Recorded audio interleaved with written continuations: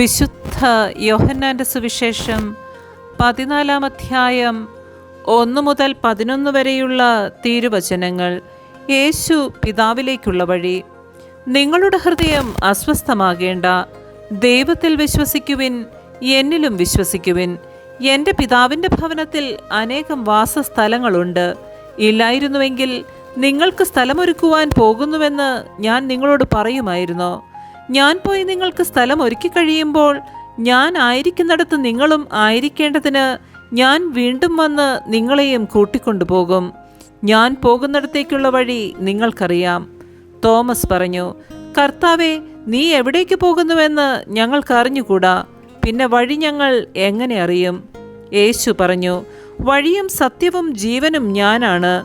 എന്നിലൂടെയല്ലാതെ ആരും പിതാവിൻ്റെ അടുക്കിലേക്ക് വരുന്നില്ല. നിങ്ങൾ എന്നെ അറിഞ്ഞിരുന്നുവെങ്കിൽ എൻ്റെ പിതാവിനെയും അറിയുമായിരുന്നു. ഇപ്പോൾ മുതൽ നിങ്ങൾ അവനെ അറിയുന്നു, നിങ്ങൾ അവനെ കാണുകയും ചെയ്തിരിക്കുന്നു. പീലിപ്പോസ് പറഞ്ഞു, കർത്താവേ, പിതാവിനെ ഞങ്ങൾക്ക് കാണിച്ചു തരിക, ഞങ്ങൾക്ക് അത് മതി. യേശു പറഞ്ഞു, ഇക്കാലം അത്രയും ഞാൻ നിങ്ങളോട് കൂടി ആയിരുന്നിട്ടും പീലിപ്പോസേ, നീ എന്നെ അറിയുന്നില്ലേ? എന്നെ കാണുന്നവൻ പിതാവിനെ കാണുന്നു. പിന്നെ പിതാവിനെ ഞങ്ങൾക്ക് കാണിച്ചു തരിക എന്ന് നീ പറയുന്നതെങ്ങനെ? ഞാൻ പിതാവിലും പിതാവ് എന്നിലുമാണെന്ന് നീ വിശ്വസിക്കുന്നില്ലേ?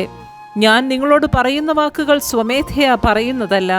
പ്രത്യുത എന്നിൽ വസിക്കുന്ന പിതാവ് തൻ്റെ പ്രവൃത്തികൾ ചെയ്യുകയാണ്. ഞാൻ പിതാവിലും പിതാവ് എന്നിലുമാണെന്ന് ഞാൻ പറയുന്നത് വിശ്വസിക്കുവിൻ, അല്ലെങ്കിൽ പ്രവൃത്തികൾ മൂലം വിശ്വസിക്കുവിൻ. നമ്മുടെ കർത്താവായ മിശിഹായ്ക്ക് സ്തുതി.